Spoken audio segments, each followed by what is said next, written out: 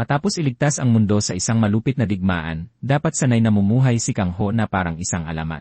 Sa halip, pinili niyang maglaho sa nagyayelong kaparangan ng niebe, malayo sa ingay ng modernong mundo. Sa tingin ng lahat, sinasayang lang niya ang kanyang buhay sa isang mapanganib na lugar na puno ng mga halimaw. Ngunit hindi napadpad doon si Kang Ho nang hindi sinasadya. Naghihintay siya sa isang bagay na hindi niya kayang sukuan. Nang dumating ang isang matandang kakilala, si Shim, na may balitang may mga bagong uri ng halimaw na lumilitaw malapit sa Busan at Daegu, kahit si Kang Ho ay napilitang bigyang pansin ito. Iyon pa lang ay sapat na para maging mapanganib ang sitwasyon, dahil hindi pa nagpakita ang mga halimaw na tulad nito mula noong malaking digmaan. Ngunit ang totoong dahilan kung bakit nananatili si Kang Ho sa malungkot na lugar na iyon ay mas malalim.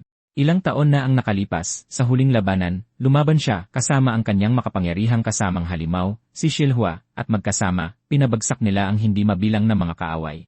Sa huli, iniligtas ni Kang Ho ang mundo, ngunit nawala ang kasama na pinakamahalaga sa kanya. Mula noon, nanatili siya sa kaparangan ng niebe, naghihintay sa tabi ng mga asul na itlog na iniwan ni Xotwa, umaasang babalik siya balang araw. Sa mismong araw na yon, magiging bagong taon na magiging 30 taon na rin mula nang mamatay si Seolwa. At habang nakaupo sa niebe, kahit ang mga diwata ay nagpakita upang ipagdiwang ang bagong taon kasama si Kang Ho. Nang tumama ang alas 12 ng hating gabi, hudyat ng bagong taon, nagsimulang kumislap ang itlog, at sa isang nakakagulat na pangyayari, napisa ang itlog.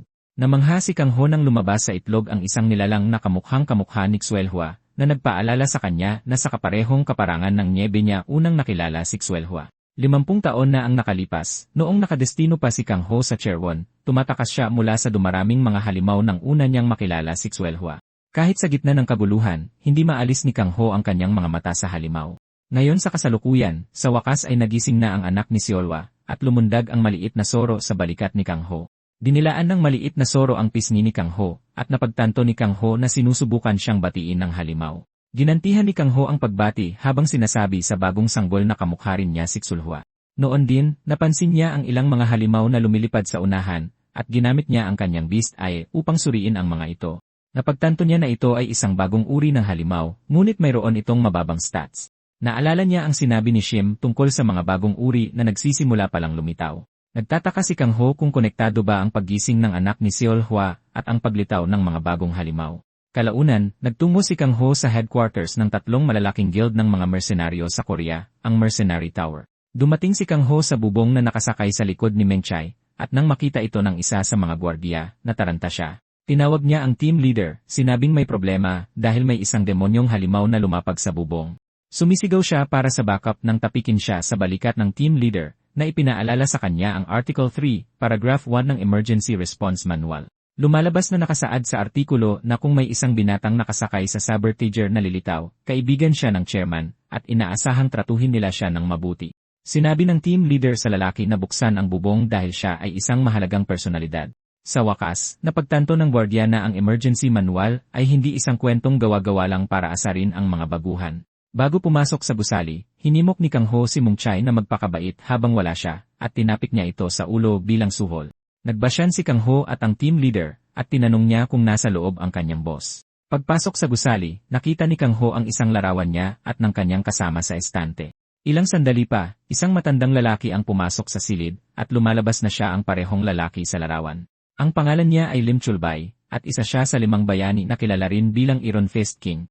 Tuwang-tuwa si Chulbay na makita ang kanyang kaibigan, kaya't lumundag siya sa kanyang mga bisig. Ang unang tinanong ni Kang Ho sa kanya ay kung bakit napakaraming alak ang nakakalat, at sabi ni Chulbay ay matatanda na sila, kaya kailangan nilang uminom ng maraming alak para makabawi. Nakipagtalo si Kang Ho sa kanya, sinabing dapat niyang alagaan ang kanyang kalusugan dahil tumatanda na siya. Nasa kalagitnaan sila ng usapang ito nang gumapang palabas ang maliit na soro mula sa damit ni Kang Ho. Nagulat si Chulbay nang makita ito, at tinanong niya ang kanyang kaibigan kung ang soro ay ipinanganak mula sa anak ni Sothwa. Kinumpirma ito ni Kang Ho, sinabing, at napagdesisyonan niyang pangalanan siyang Sula. Na-curious si Chulbay at napagtanto niyang nandoon si Kang Ho para ipagmayabang ang maliit na halimaw. Hinawakan niya si Kang Ho, sinabing kailangan nilang mag-inuman para dito, at atubiling pumayag si Kang Ho.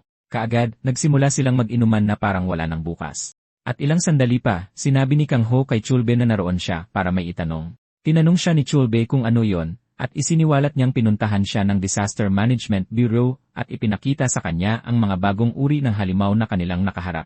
Sinabi ni Chulbay kay Kang Ho na ito rin ang problemang kinakaharap ng kanyang guild. Tila, isa sa kanilang mga ranker na ipinadala sa Southern Conflict Zone ay nawawala, at nakakagulat talaga dahil ang lalaki ay isang rank. Sabi ni Chulbe hindi niya alam kung paano ito ipapaliwanag, ngunit malinaw na may masamang nangyayari dahil mas madalas na ring lumilitaw ang mga bagong uri ng halimaw. Binanggit niya na ang ilan sa mga halimaw na ito ay may taglay pang demonyong enerhiya. Mas naging interesado si Kang Ho nang marinig ito dahil lahat ng halimaw mula sa malaking Daybreak War ay may taglay na demonyong enerhiya. Ang mga may demonyong enerhiya ay nasa sukdulan ang kanilang mga instinct at ang kanilang kabangisan ay hindi sukat akalain. Sa sentro ng lahat ay isang nilalang, si Majin, na nagtulak sa demonyong enerhiya ng mga halimaw sa sukdulan. Natatakot si Kang Ho na sa pinakamasamang sitwasyon, maaaring lumitaw ang mga halimaw. Hindi nagtagal ay binaliwala ito ni Chulbay, at sinabi kay Kang Ho ang tungkol sa kanyang bagong world ranking na kasalukuyang pang-4 na po.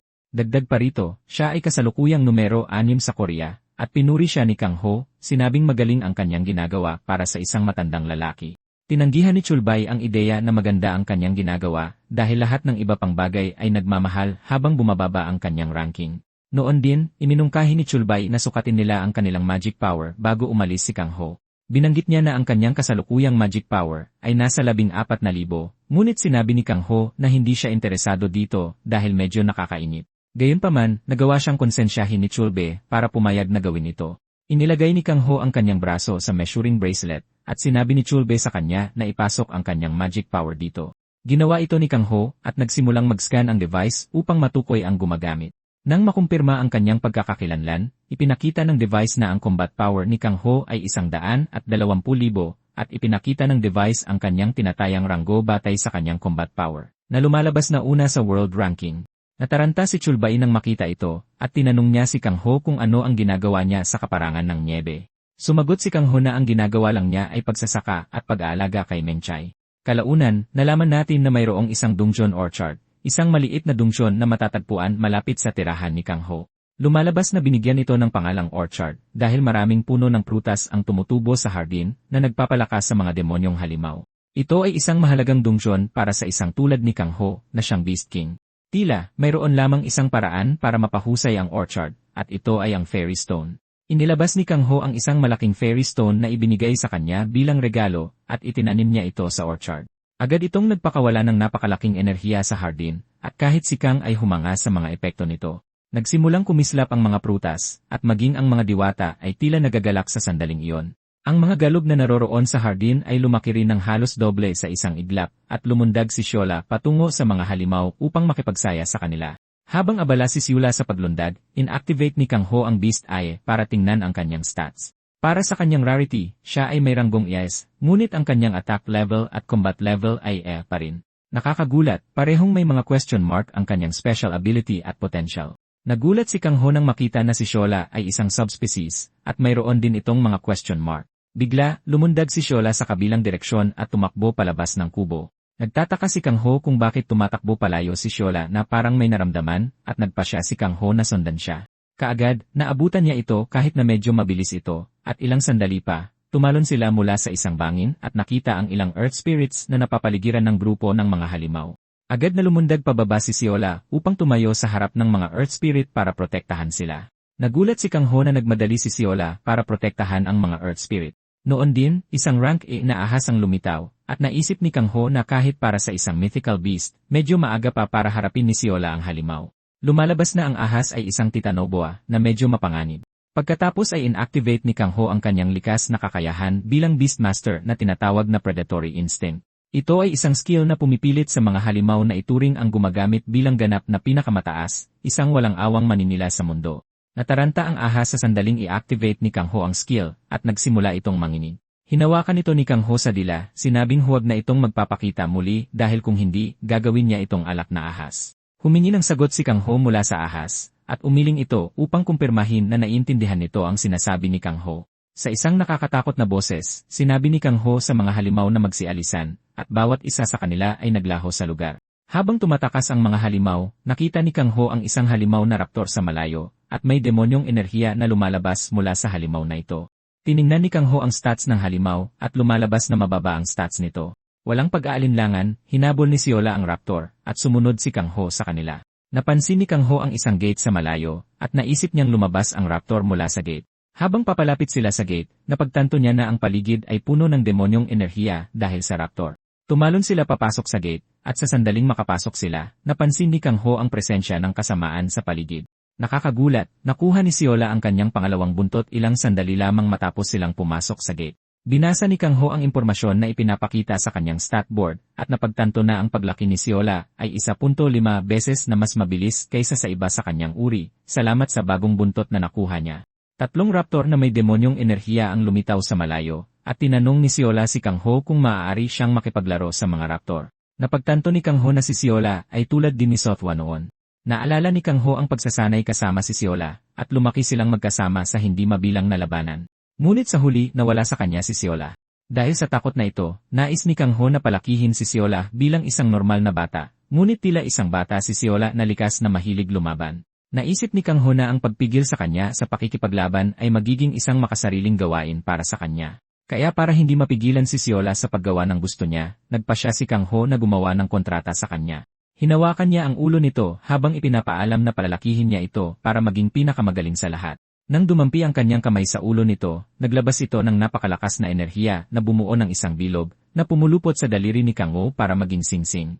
Lumalabas na ito ay isang contract ring na lumilitaw sa master kapag nakipagkontrata sa isang magical beast. Pagkatapos ay sinabi ni Kang Ho kay Sola na ibabahagi niya ang ilan sa kanyang mana dito dahil napakabata pa nito.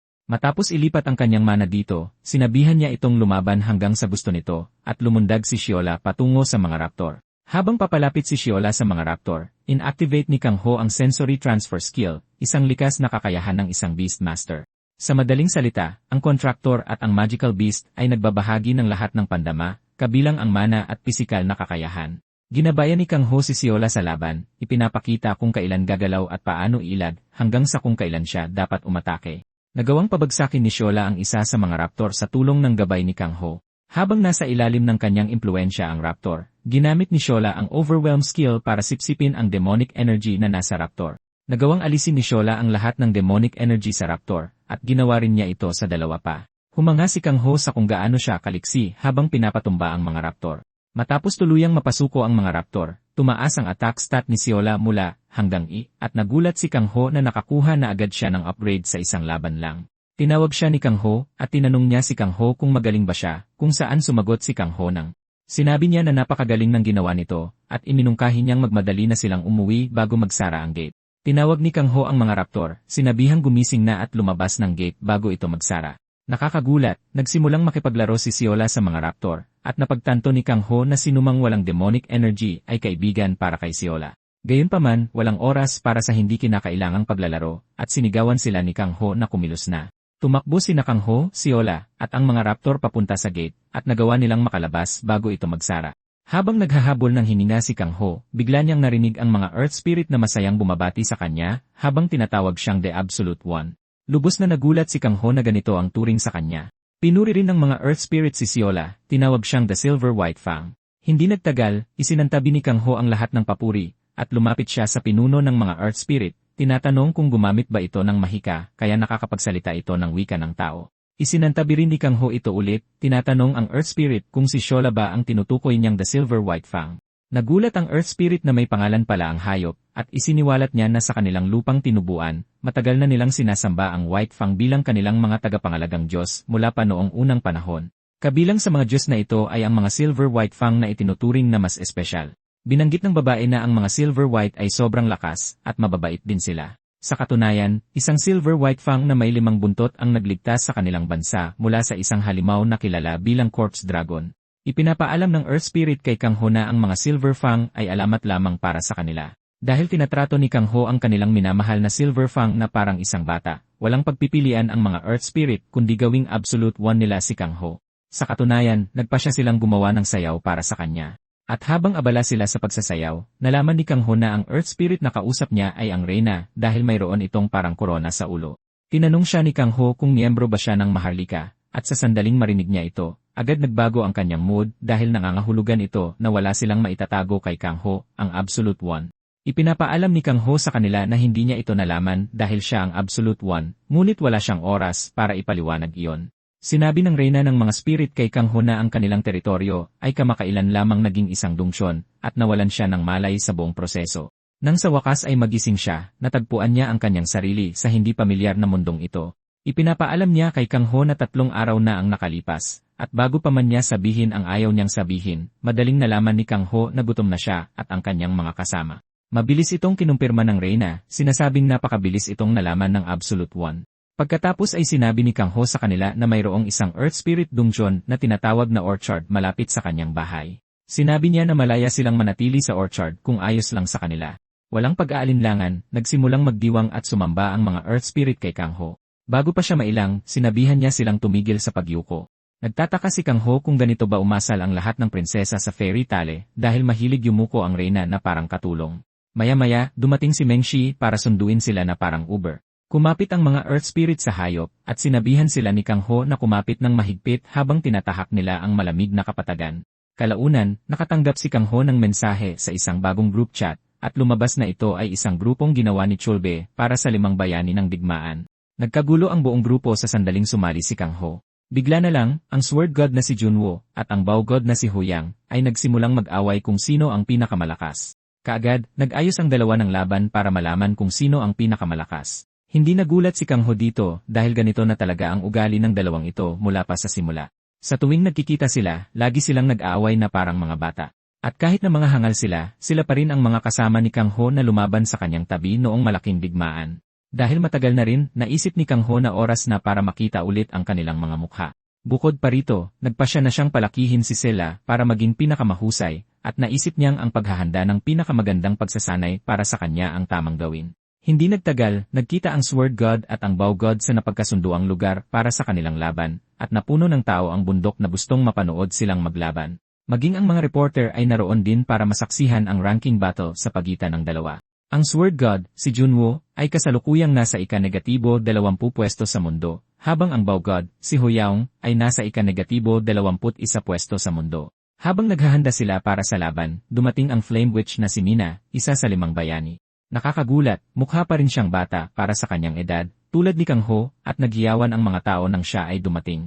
Tinanong ni Mina ang dalawang matandang hangal kung gaano pa nila katagal planong mag-away na para bang hindi pa sila napapagod. Kahit sa mga pakiusap ni Mina, desidido pa rin ang dalawa na labanan ang isa't isa para turuan ng leksyon ang bawat isa. Pareho silang kumpiyansa na mananalo sila, at napagtanto ni Mina na nananatili pa rin sa kanila ang kanilang mga dating ugali. Pagkatapos ay opisyal na idineklara ni Mina ang laban bilang isang ranking match, at ginawa niya ang kanyang sarili bilang tagapanagot. Bago pa man magsimula ang laban, napansin ni Mina ang isang pamilyar na tao na dumating, at ito ay walang iba kundi si Kang Ho. Lumapag siya sa likod ng mga tao para hindi makatawag pansin, ngunit mabilis itong napansin ni Mina. Sinabi ni Mina sa dalawang hangal na baka gusto nilang isaalang-alang ang pagkansela sa ranking match, ngunit hindi handa ang dalawa na umatras. Tinanong sila ni Mina kung mananatili pa rin ba ang kanilang katigasan ng ulo kahit kasama na nila si Kang Ho. Nang marinig nila ito at makita si Kang Ho sa likuran, agad silang umatras. Masaya ang dalawa na makita si Kang Ho, ngunit naku-curious sila sa hayop na nakaupo sa kanyang ulo. Tuwang-tuwang sinabi ni Kang Ho kay Siola na maghahapunan sila kasama ang kanyang mga dating kaibigan, na sigurado siyang magiging isang masayang karanasan para sa kanya. Lumalabas na matapos bumaba sa pwesto si Joon Woo bilang guild leader ng White Knight, nagtayo siya ng isang medium guild malapit sa Bukhansan Mountain para sanayin ang kanyang mga kahalili.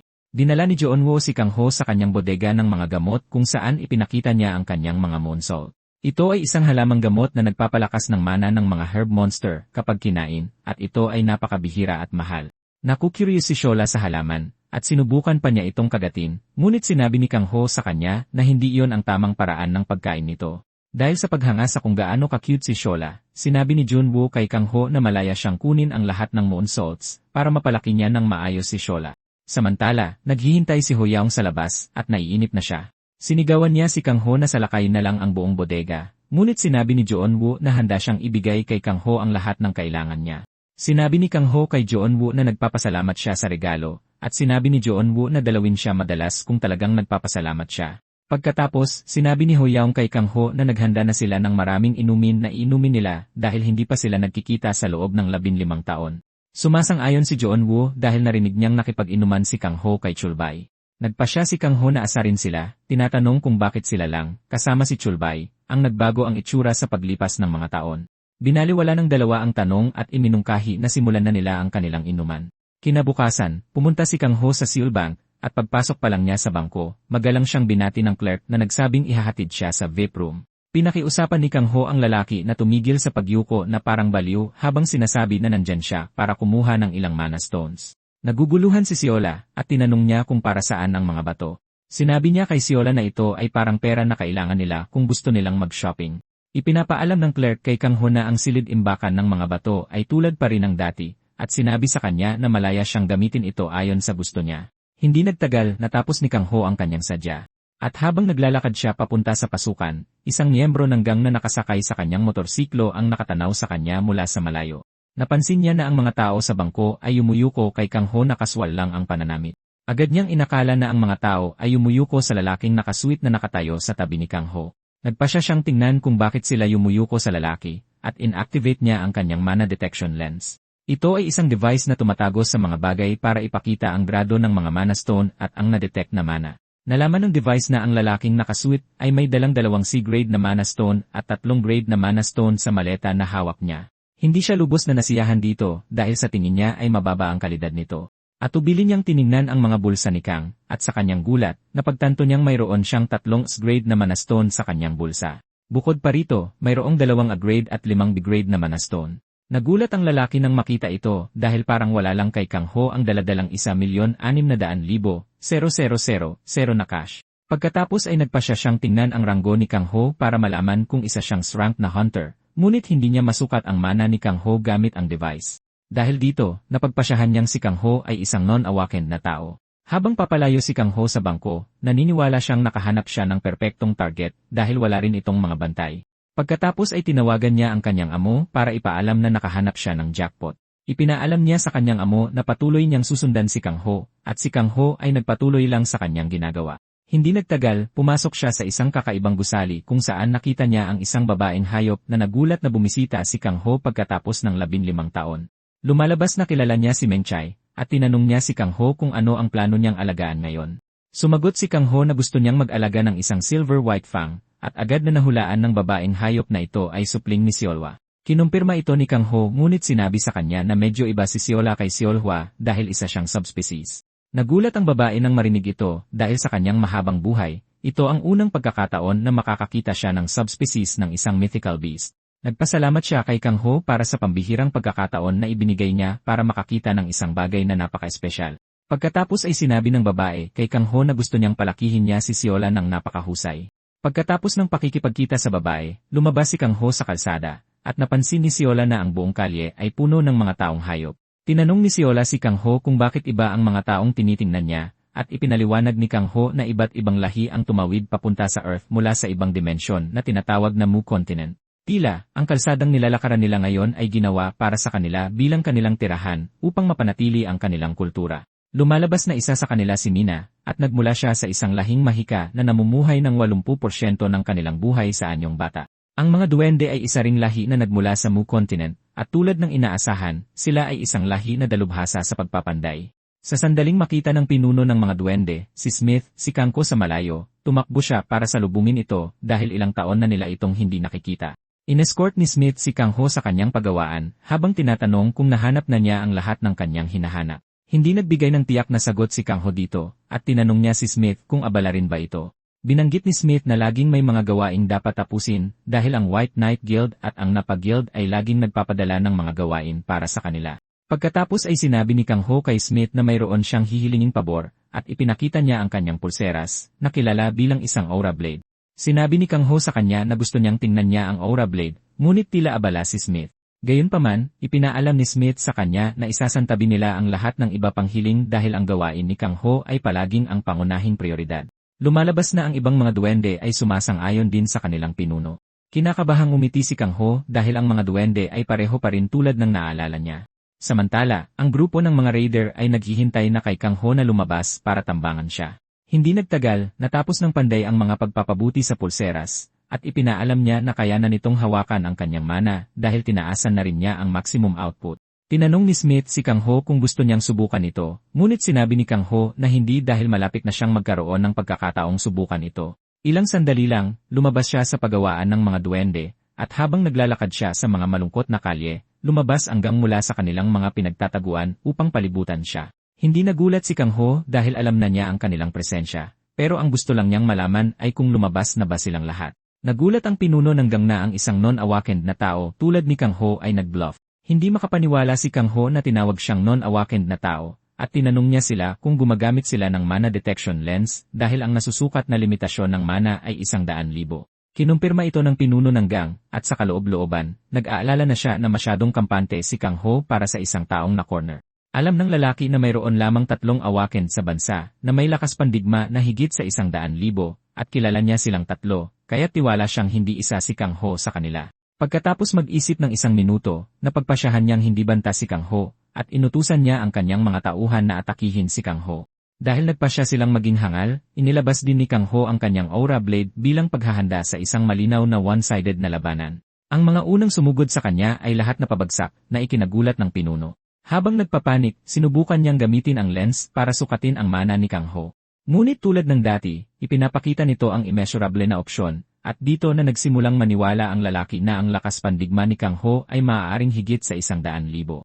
Tinatanong pa rin niya ang ating NC na si Kang Ho kung sino siya nang suntukin siya ni Kang Ho sa ulo na sumira sa suot niyang measuring lens. Matapos maparalisa ang gang, tiningnan ni Kang Ho ang kanyang mobile at napagtanto niyang wanted silang lahat.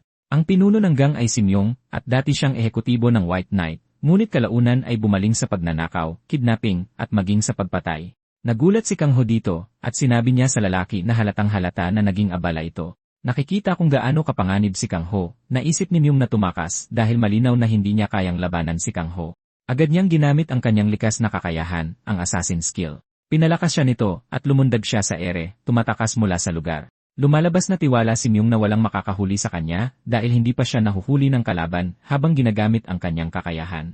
Bigla, narinig niya ang boses ni Kang Ho sa tabi niya, kinakausap siya tungkol sa pagiging dati niyang White Knight Executive. Interesado si Kang Ho na malaman kung bakit naging kriminal ang lalaki, at sinuntok siya ni Kang Ho pabagsak sa lupa. Napakalakas ng pagbagsak ni Myung sa lupa, at nagsimula siyang magpanik ng husto dahil nasa top 50 siya sa mga domestic rank. Pero tinatrato siya ni Kang Ho na parang sanggol, ibig sabihin si Kang Ho ay isang top-tier na ranker. Naniniwala si Myung na nagpabaya siya, ngunit hindi na niya yon ulitin. Inilabas niya ang kanyang punyal at pumunta sa posisyon ng pag-atake, habang tinatanong si Kang Ho kung nasaan siya. Lumitaw si Kang Ho sa likuran niya at sinampal siyang muli ng malakas. Nahulog ang kanyang punyal mula sa kanyang kamay habang itinapon siya sa malayo, at dinurog ni Kang Ho ang talim. Bumagsak ang lalaki sa isang basurahan tulad ng basurang siya, at sa kasamaang palad, hinubaran siya ng atake ni Kang Ho. Habang nagpapanik ang lalaki sa basurahan, humanga si Kang Ho sa armas na ginawa ni Smith para sa kanya dahil talagang tinaasan nito ang mana efficiency. Pagkatapos ay lumapit si Kang Ho kay Myung at sinabing nakikita niyang lampas 50 na ito, na nangangahulugang mula rin siya sa henerasyon ng digmaan. Tinanong siya ni Kang Ho kung bakit siya naging kriminal kahit na nakaligtas sa isang napakalupit na digmaan. Bilang depensa ni Myung, sinimulan niyang sabihin na hindi siya natutuwa sa kung gaano kapayapa ang mundo dahil hindi ito masaya. Sabi niya, ang mundo ay nakakainip kung walang pagdanak ng dugo at mga tambak na bangkay, at nababaliw na siya sa lahat ng ito. Nang marinig ito ni Kang Ho, hindi siya nagulat dahil may mga taong tulad niya na nasira ang pagkatao dahil sa mahabang digmaan. Ang mga taong ito ay adik na sa pagpatay ng mga kaaway, at nauwi sila sa pagiging kriminal kapag tapos na ang lahat. Sila ay mga baliw na nilikha ng digmaan, at sila ay isa lamang sa mga kasamaang sinusubukang itago ng kasalukuyang panahon. Napansin ni Myung ang katahimikan at mumiti habang tinatanong si Kang Ho kung nakaka-relate ba siya sa sinasabi niya, ngunit nanatiling tahimik si Kang Ho. Samantala, nakitang kausap ni Junwoo ang isa sa kanyang mga disipulo, at nag-uusap silang dalawa tungkol kay Kang Ho. Sinabi ng lalaki kay Junwoo na mukhang may banayad na ugali si Kang Ho kahit na isa siyang bayani ng digmaan. Nang marinig ito ni Junwoo, agad niyang itinama ang lalaki, sinasabing maaaring mukhang banayad si Kang Ho, ngunit mayroon siyang masamang ugali, lalo na sa mga kriminal. Pabalik sa eskinita, sa wakas ay nagsalita si Kang Ho, sinasabi kay Mayong na dahil sauna siya sa kapayapaan, ibibigay niya sa kanya ang gusto niya. Kitang-kita ang galit sa kanyang mukha, sinuntok niya ang lalaki sa malayo, ngunit sinundan ng suntok sa mukha para sirain ang kanyang kagwapuhan. Ilang sandali lang, nakatanggap si Junwoo ng video call mula kay Kang Ho na ikinagulat niya. Tuwang-tuwang sinagot ni Junwoo ang tawag, at ipinaalam ni Kang Ho na kasama niya si Myung, tinatanong si Junwoo kung kilala niya ito. Agad na nakilala ni Junwoo ang lalaki, sinasabing siya ang nagdudungi sa pangalan ng White Knight. Itinanong ni Junwoo kung nasaan ang lalaki dahil gusto niya itong pagpira-pirasuhin at sinabi ni Kang Ho na ipapadala niya ang address sa kanya. Ipinaalam din niya na nahuli na niya ang buong gang ni Myung, at pagkatapos ng tawag, sa wakas ay napagtanto ni Myung na si Kang Ho ang Demonic Beast King. Pagkatapos ay tinanong siya ni Kang Ho kung iyon na lang ang natitirang taguan nila para sa mga ninakaw na gamit, at kinumpirma ito ni Myung na sinasabing wala ng dahilan para magsinungaling pa siya. Binanggit niya na ninakawan sila ng isang lalaking nagngangalang Phantom, kaya iisa na lang ang natitirang taguan nila. Tinanong siya ni Kang Ho kung sino si Phantom, at isiniwalat ni Myung na isa siyang kilalang magnanakaw na nag-iwan ng itim na card pagkatapos magnakaw. Pagkatapos ay tinanong ni Myung si Kang Ho kung hahayaan ba siyang mabuhay ngayong sinabi na niya ang lahat ng kanyang nalalaman. Sumagot si Kang Ho ngunit biglang sinuntok si Myung sa dibdib, na tuluyang sumira sa kanyang mana hole. Sinabi ni Kang Ho sa kanya na ang tanging dahilan kung bakit niya ito hinayaang mabuhay ay dahil sinira na niya ang kanyang mana hole, na nangangahulugang hindi na niya magagamit ang kanyang mga kakayahan. Mula sa sandaling iyon, kailangang mamuhay ni Myung bilang isang ordinaryong sibilyan. Dumaing sa sakit si Myung nang marinig niyang isa na siyang sibilyan ngayon at nagmakaawang patay na lang siya. Gayunpaman, sinabi sa kanya ni Kang Ho na alalahanin kung gaano karaming sakripisyo ang ginawa para makamit ang kapayapaan na inirereklamo niya. Pagkatapos ay iniwan ni Kang Ho si Myung at ang kanyang gang sa madilim na eskinita. Habang papalayo, tiniyak ni Kang Ho kay Siola na hindi lahat ng sumabak sa digmaan ay tulad ni Myung, at tiniyak niya kay Siola na ipagluluto niya ito ng masarap na pagkain pag-uwi nila. Gayunpaman, sinabi niya dito na kailangan muna nitong maligo bago kumain. Pag-uwi sa bahay, sinubukan ni Siola na tumakas dahil ayaw niyang maligo, ngunit madali siyang nahawakan ni Kang Ho, at hindi siya nagulat na ayaw nitong maligo dahil ganoon din ang kanyang ina. Gayunpaman, hindi ito ordinaryong paliligo dahil inihahalo ni Kang Ho ang World Tree Fruit na nakuha niya sa pamimili sa tubig. Ginamit niya ang kanyang mana para tunawin ang prutas at ihalo ito sa maligambam na tubig na nagbigay ng mabangong amoy at perpektong temperatura. Sinubukan ito ni Siola gamit ang isang paa at agad niyang nagustuhan ang tubig. Natuwa si Kang Ho na nagustuhan niya ito at dahan-dahan niya itong inilagay sa tubig. Tila, bago sumabak sa digmaan ang mga mandirigmang beastmen, dinudurog nila ang kaunting balat ng World Tree Fruit at ipinapahid sa kanilang mga katawan. Dahil dito, ang kanilang balahibo, balat, at katad ay lalong lumalakas. Lumalabas na ito ang parehong mahalagang prutas na kasalukuyang sinisipsip ni Siola sa kanyang katawan. Sa isang iglap, nagsimulang sumingaw ang tubig, at hindi gaanong nagulat si Kang Ho dahil napakalaki ng mga epekto.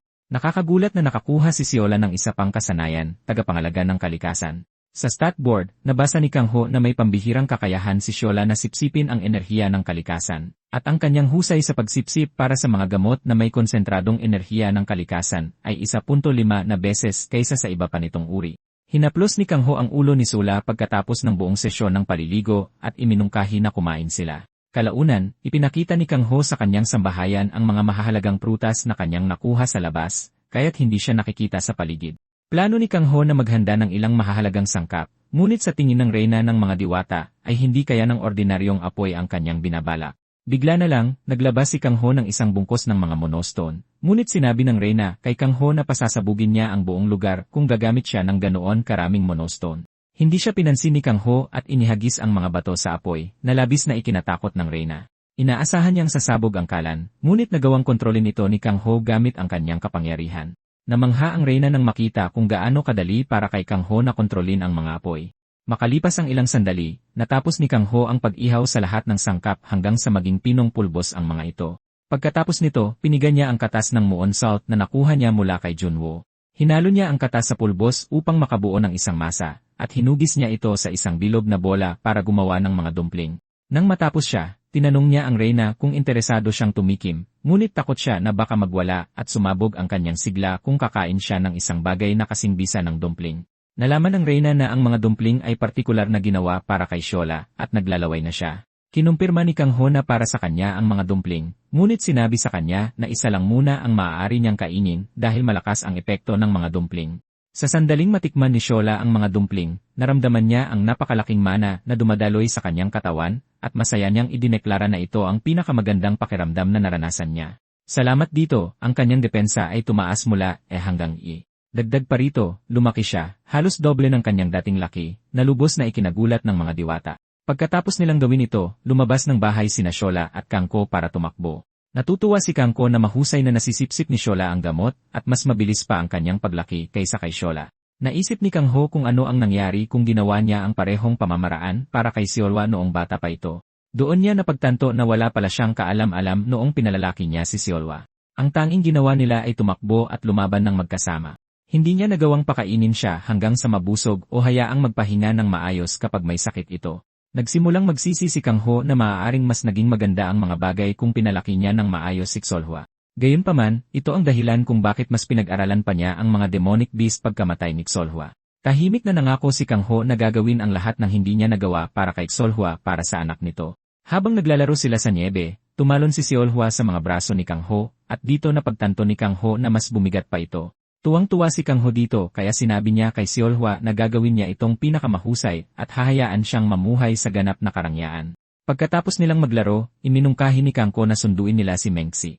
16 na taon na ang nakalipas, natagpuan ng isang matandang lalaki si Mengxi bilang isang tuta sa makapal na niebe na parang isang furball, at agad niyang naisip na inabandona ang tuta ng kanyang mga kauri. Mabait na kinausap ng matanda si Mengshai, hinihimok siyang sundan ang kanyang mga kauri dahil malapit nang magtayo ng bakod na may barbed wire sa paligid ng lugar na magpapahirap sa kanya na umalis sa hinaharap. Nang makita kung gaano kahina si Mengshai, naisip ng matanda na patayin siya para hindi siya magdusa sa hinaharap. Nang akmang ilalabas na niya ang kanyang punyal para patayin si Mengshi, napansin niya ang mga cute nitong mata, at agad itong nagpabago sa kanyang isip. Sa halip na punyal, naglabas siya ng beef jerky para kainin, at masayang kinain ito ni Mengshi habang dinidilaan ang ilong ng lalaki bilang pasasalamat. Pagkatapos nito, umalis ang matandang lalaki, ngunit nanatili si Mengshai sa parehong lugar. At nang bumalik muli ang matanda, nagmamadali siyang lumapit para yakapin ito. Mula sa araw na yon, nanatili si Mengshai sa ilalim ng pangangalaga ng matanda, at mabilis na lumaki si Mengshai. Sa isa sa kanilang mga masasayang araw, inihambing siya ng matanda sa isang malaking bola ng saya, at dito niya sa wakas pinangalanan siyang Mengshai. Umupo pa ang matanda para makipag-usap kay Mengshai, sinasabi sa kanya na nawalan siya ng pamilya noong malaking digmaan, at naiwan siyang nag-iisang pag-alagala. Ang masama pa, nagdurusa siya sa isang endemic na sakit na nakuha niya mula sa ibang mundo. Ikinuwento ng lalaki kung gaano kahirap para sa kanya na patayin si Mengshai nang makita niya ito kahit na ito ay anak ng isang halimaw na halos kanyang mortal na kaaway. Naniniwala ang lalaki na nakita niya ang kanyang nakababatang sarili kay Mengshai, kaya't naging malapit siya rito. Nasa kalagitnaan sila nito nang biglang hinawakan ng lalaki ang kanyang dibdib sa sakit at nagsimula siyang umubo ng malala. Nakita ito ni Mengshai at sumugod para manghuli ng pagkain dahil ang matanda ang gumagawa nito sa lahat ng oras. Pagbalik niya, bumagsak na ang matanda at nataranta si Mengshai. Alam niyang ang tanging lugar kung saan siya makakakuha ng tulong ay sa ibaba ng bundok kung saan binalaan siya ng matanda na huwag pumunta. Kahit na mapanganib, nagpa siya si Mengshi na bumaba ng bundok dahil kailangan niyang humanap ng tulong. Sa sandaling dumating siya sa kampo ng militar, nagbigay ng alarma ang mga sundalo at agad na pinalibutan si Mengshai. Inakala nilang malapit lang ang kanyang ina dahil tuta pa lamang siya. Walang pag-aalinlangan, inatake nila si Mengxi. Ngunit gusto lamang ni Mengxi ng tulong para sa kanyang nag-agaw buhay na kaibigan. Nang hindi binibigyan ng pagkakataong magpaliwanag, inatake si Mengxi mula sa lahat ng direksyon. Sinubukan niyang iwasan ang kanilang mga atake, ngunit patuloy lang itong dumarating. At sa kaloob-looban niya, nagmamakaawa na siya na sanay may tumulong sa kanya.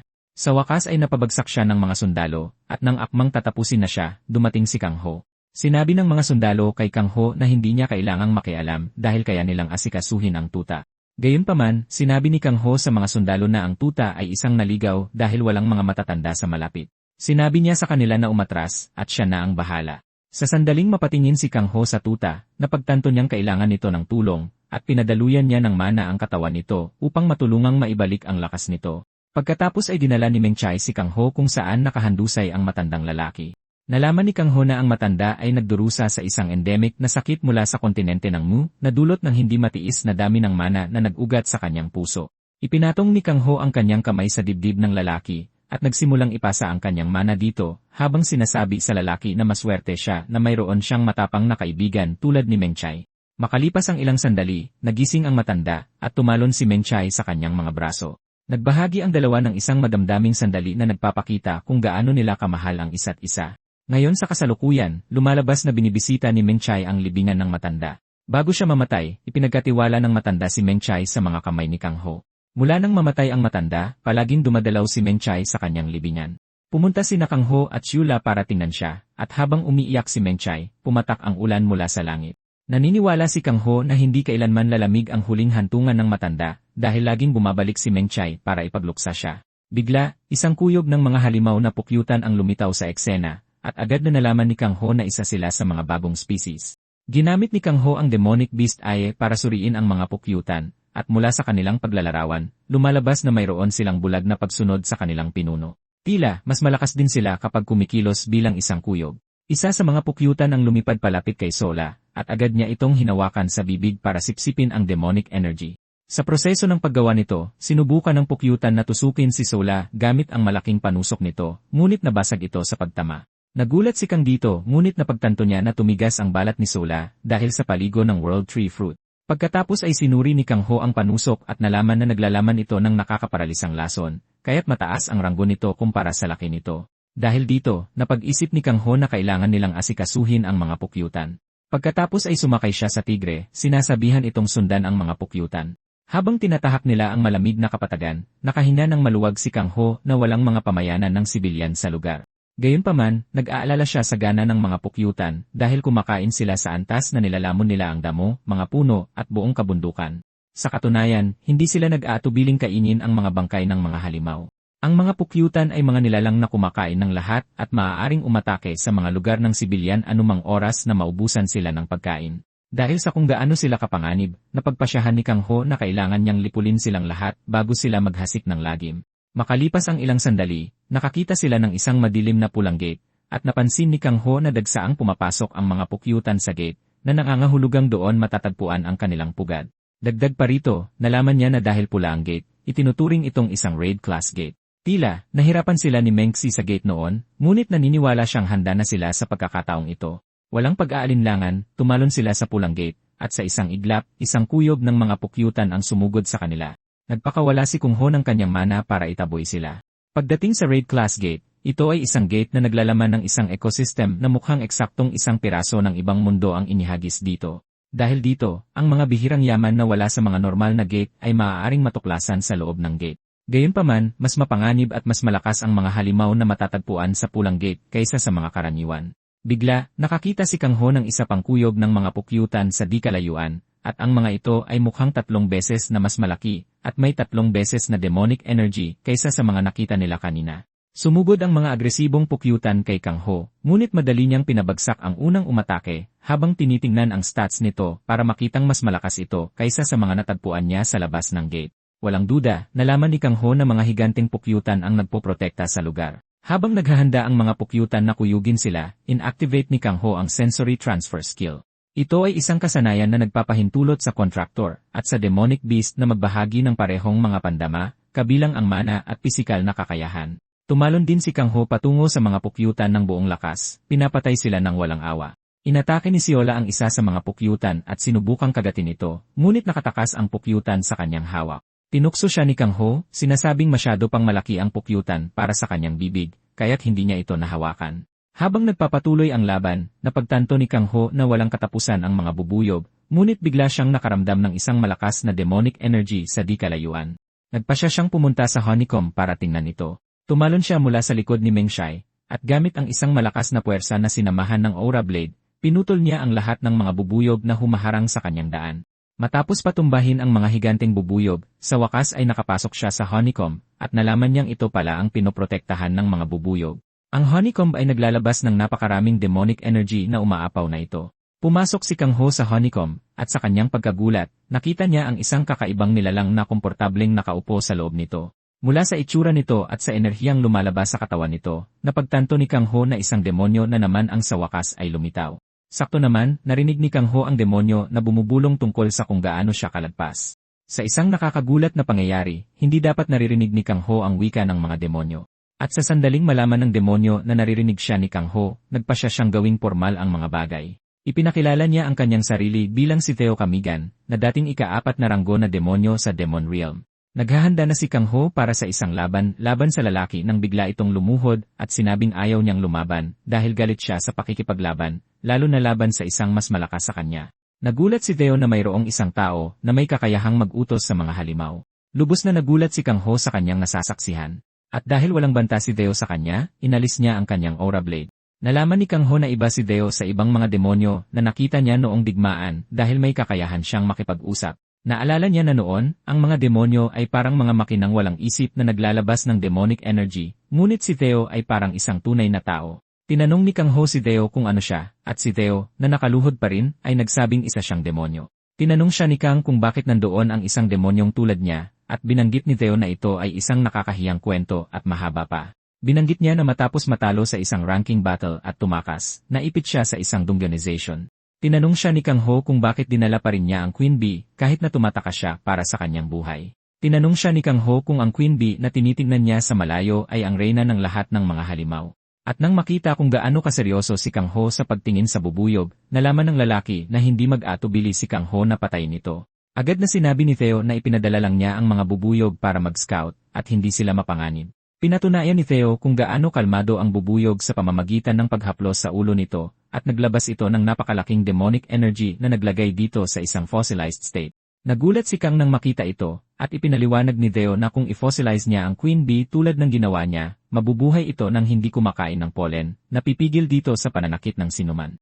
Sinabi ni Theo kay Kang Ho na ang bubuyog ay isang anak na pinalaki niya mula pa noong bata, kaya tiyak na pananagutan niya ito.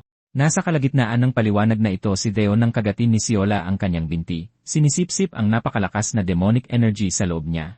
Sobrang nag-enjoy si Siola kaya natakot si Theo dahil ito ang unang beses na makakakita siya ng isang beast na kumakain ng demonic energy. Napagtanto ni Kang na hindi talaga mapanganib si Theo, ngunit ang pinakamapanganib sa lahat ay ang Demon Realm na binanggit niya. Dahil ika-4 si Theo sa Demon Realm, naniniwala si Kang Ho na siya ang tamang tao na tanungin para sa impormasyon. Gayunpaman, hindi akalain ni Kang Ho na makakalimutan niya ang lakas ni Majin at sumugod siya kay Theo bago pa man ito makakilos. Sinuntok niya ito sa dibdib at sinabing kailangan niyang isil ang kanyang mana cord para lang makasiguro.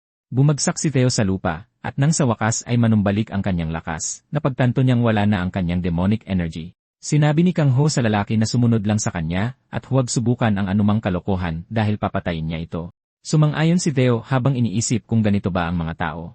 Samantala, sa labas ng gate, kararating lang ng mga guild, isa sa mga disipulo ni Junwo ang lumitaw sa eksena, at agad niyang nakilala si Kang Ho. Si King naman ay nagyayabang pa rin, nagtatanong kung kasali rin ba ang White Knight Guild sa clearing rights. Binaliwala lang ng lalaki si King, at bumaling siya kay Kang Ho, binati ito habang sinasabi na saglit niya itong binati sa isang video call kasama si Junwo noong isang araw. Ipinakilala niya ang kanyang sarili bilang si Lee Hyuk ng White Knight, at lumalabas na siya ang kasalukuyang guildmaster ng White Knight. Ginantihan ni Kang Ho ang pagbati at ipinahayag ang kanyang pagkagulat na uso na pala ngayon ang clearing rights. Kinumpirma ito ni Hyuk, sinasabing ganito na ang ginagawa nila ngayon. Nagngingit-ngit na sa galit si King nang mapagtanto niyang binabaliwala siya ni Hyuk, isang superstar na tulad niya. Tinanong niya si Hyuk kung paano niya nakilala ang isang non-awakener na tulad ni Kang Ho. Gayunpaman, muling umalinggaw ang pangalan sa isip ni King, at napagtanto niyang nakatayo siya sa harap ng Beastmaster. Sakto naman, napansin ni Hyuk na nakangiti si Kang Ho, at naalala niya ang sinabi sa kanya ni Junwo tungkol sa ngiti ni Kang Ho. Sinabihan siya nito na laging mag-ingat dahil tuwing nakangiti si Kang Ho, nangangahulugan ito na malapit na niyang durugin ang kalaban sa harap niya. Nagsimulang pagpawisan si Hyuk, habang si King naman ay walang kamalay-malay sa kung ano ang darating sa kanya. Sa loob-loob niya, nilalait ni King si Kang Ho dahil hindi ito mukhang kahanga-hanga. Bigla, pumasok sa isip niya ang ideya na kung matatalo niya si Kang Ho, malalampasan niya ang 5 bayani ng digmaan.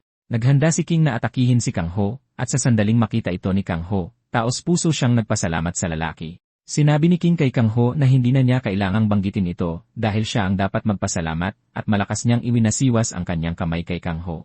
Akala niya'y napatamaan na niya ito, ngunit bigla niyang napagtanto na nawala si Kang Ho. Bago pa niya malaman, kinalagkad na siya ni Kang Ho papasok sa dungsyon. Ipinaalala sa kanya na mayabang siya dahil gusto niyang maunang i-clear ang dungsyon. Inihagis siya ni Kang Ho sa dungsyon, sinabihan siyang i-clear ang dungsyon. Bumagsak si King sa lupa, lubos na nagulat dahil ito ang unang pagkakataon na nabugbog siya ng ganito. Sinabi ni Kang Ho sa kanya na ayaw niyang makialam sa kanilang usapan noong una, ngunit dahil tinulak siya nito, wala siyang pagpipilian. Sumugod si Kang Ho papunta kay King, ngunit nagawang makatayo ni King, na naglalayong magpakawala ng isang counterattack. Madaling hinawakan ni Kang Ho ang kanyang ulo, at ibinagsak siya sa lupa, habang sinasabi sa kanya na kailangan niyang manatiling mapagkumbaba. Samantala, pinapanood ni Theo at Hyuk ang laban, at sinabi ni Theo kay Hyuk na maaaring mamatay si King sa atake ni Kang Ho, at kinumpirma ito ni Hyuk. Kasabay nito, iniisip ni Hyuk kung sino ba talaga si Theo. Ilang sandali pa, sa wakas ay nagkamalay si King, at sinabi ni Kang sa kanya na medyo magaling ang kanyang mga galaw, ngunit padalos-dalos ang mga ito. Tinanong niya kung sino ang kanyang master, at sumagot si King na wala siyang master, dahil naabot niya ang S-class rank sa pamamagitan lamang ng kanyang likas na talento. Sinabi ni Kang Ho na mabuti ang pagkakaroon ng talento, ngunit hindi ito nangangahulugan na mas nakatataas siya, at hinimok niya itong mamuhay ng may kababaang loob. Ipinaalam niya dito na maaaring may lumitaw na mas malalakas pang tao sa hinaharap. At kung hindi siya matututo ngayon habang kaya pa niya, mabilis niyang maaabot ang hangganan ng kanyang talento. Ipinaalam ni Kang Ho sa kanya na magiging kamatayan niya yon kung maabot niya ang limitasyong iyon sa tunay na labanan. Tinanong ni King si Kang Ho kung isa lang ba siyang mangmang na hangal, at hinimok siya ni Kang Ho na humanap muna ng master. Habang pinapayuhan pa rin siya ni Kang Ho, inilabas ni King ang kanyang telepono para mag-selfie para sa gram. Napagtanto ni Kang Ho na hindi madaling tatanggapin ng lalaki ang kanyang payo hanggat hindi niya ito ipinapasok sa isip niya sa pamamagitan ng bugbog. Nagmakaawa si King na kumuha pa ng mga selfie bago siya bugbugin hanggang sa maging sapal. Matapos ang kanilang buong kalokohan, sa wakas ay na-clear nila ang dungjon. At pagkatapos nito, napuno ang social media ng hindi mabilang na mga speculative na artikulo at tsismis tungkol sa kung sino si Kang Ho dahil walang nakakaalam na siya yon. Samantala, isang detalyadong investigasyon ang inilunsad tungkol sa Demon Realm at mga demonyo. Sa bahay ni Kang Ho, aliw na aliw si Deo sa lagay ng panahon habang iniinteroga siya ni Kang Ho. Tila, natalo si Deo sa isang laban kay Baal, isang demonyong unang ranggo na nagresulta sa pagnakaw ng malaking halaga ng kanyang demon energy. Kalaunan ay bumagsak siya sa kanilang mundo, ngunit wala siyang gaanong alam tungkol sa mga demonyo sa mundo ng mga tao. Gayunpaman, mga isang linggo bago siya mapadpad sa mundo ng mga tao, narinig niya na mayroong isang lugar sa Demon Realm na mabilis na nagsimulang maging mga dungsyon. Binanggit niya na nagulat siya na mayroong mga dungsyon na kumukonekta sa isang ganap na naiibang dimensyon sa mundo ng mga tao. Sinusubukan ni Kang Ho na pagdugtungin ang mga pangyayari dahil mahigit 50 taon na ang nakalipas mula nang mangyari ang malaking digmaan. At isang bagong uri ng halimaw ang lumitaw habang nalaman din niya na isang bagong dimensyon na tinatawag na Demon Realm ay konektado sa Earth. Tinanong ni Kang Ho si Deo tungkol sa kanyang power level noong nasa Demon Realm siya dahil hindi niya tumpak na masusukat ang kanyang antas sa kasalukuyan. Sa madaling salita, siya ay pang-apat sa ranggo sa 72 na monarko ng Demon Realm bago nanakaw ang kanyang kapangyarihan na nangangahulugang medyo malakas siya. Sinabi ni Deo kay Kang Ho na hindi siya ang tipo na nasisiyahan sa pakikipaglaban.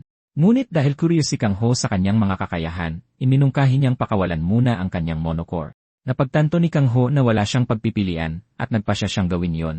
Habang nagsisimulang bumalik ang kanyang demonic energy, sinabi ni Theo kay Kang Ho na pagmasdan mabuti at tingnan ang kanyang tunay na mga kakayahan. Sa kaloob-looban niya, handa si Kang Ho na patayin si Theo kung may susubukan itong kalokohan. Nang si Theo ay nasa ganap na kontrol ng kanyang kapangyarihan, itinaas niya ang kanyang kamay at ipinatawag ang mga patay, at dito napagtanto ni Kang Ho na isang necromancer ang lalaki. Kinumpirma ito ni Theo, sinasabing ginagamit niya ang mga bangkay bilang materyales para lumikha ng mga familiar at utusan ang mga ito, ngunit nawala ang lahat sa kanya kay Baal. Lubos na namangha si Kang Ho dito dahil ito ay isang kakayahan na sa fiction lamang umiiral, at walang awakeners sa Earth ang nagising na may ganitong uri ng kakayahan. Nasisiyahan pa rin si Theo nang tumalon si Shola sa kanyang lieg para kumuha pa ng masarap na demon energy sa kanya. Sumigaw si Theo sa sakit nang mapagtanto niyang sinisipsip ni Shola ang kanyang demonic energy, at iniisip ni Theo kung ito ba ang pakay ni Kang Ho nang buksan niya ang kanyang mana core. Lumalabas na tama siya dahil ang layunin ni Kang Ho ay patayin ang 2 ibon sa isang bato. Bigla, may kamangha-manghang nangyari sa mana hole ni Theo matapos sipsipin ni Shola ang demonic energy. Lumalabas na ang kanyang mana hole ay napapalitan na ngayon ng purified mana, at nagdagdag din si Siola ng isa pang buntot sa kanyang koleksyon. Dahil dito, ang kanyang attack power ay umabot sa I, at ang kanyang defense power ay umabot din sa I. Nakakagulat, nakakuha siya ng isang bagong skill, ang Unfold. Tungkol naman sa pangalawang buntot, ang pangalawang kakayahan ng buntot ay nakalock pa rin at mabubuksan lamang kapag natugunan ang mga kondisyon. Naalala ni Kang Ho ang sinabi ng reyna ng mga diwata, si Johanna, tungkol sa White Fang na may 5 buntot. Napagtanto ni Kang Ho na maaaring patuloy na dumami ang buntot ni Shola tulad ng White Fang na binanggit ni Johanna. Makalipas ang ilang sandali, nakatanggap ng tawag si Kang mula kay Chulbay na nagsasabing kailangan niyang humingi ng pabor. Binanggit niya na may isa na namang hunter ang nawala sa Southern Conflict Zone. Ang hunter ay si Hound na ika-30 sa ranggo sa Korea. At dahil dito, inalis na nila ang lahat ng kanilang tropa sa lugar. Nagulat si Kang Ho nang marinig ito at nagsimula siyang magtaka kung ano ang nangyayari sa timog. Kung pag-uusapan ang Southern Conflict Zone, ito ay isang lugar na sakop ang Daegu at ang rehiyon ng Busan sa ibaba nito. Sa pagkakaalam, ang huling gateway para makarating doon ay nasa Daejeon mismo. Ang dahilan kung bakit nanatiling ligtas ang Daejeon ay dahil sa Levadan, isa sa 4 na prestihiyosong guild at isang tradisyonal na powerhouse ng Mahika. Hindi nagtagal, nagtungo siya sa Daejeon.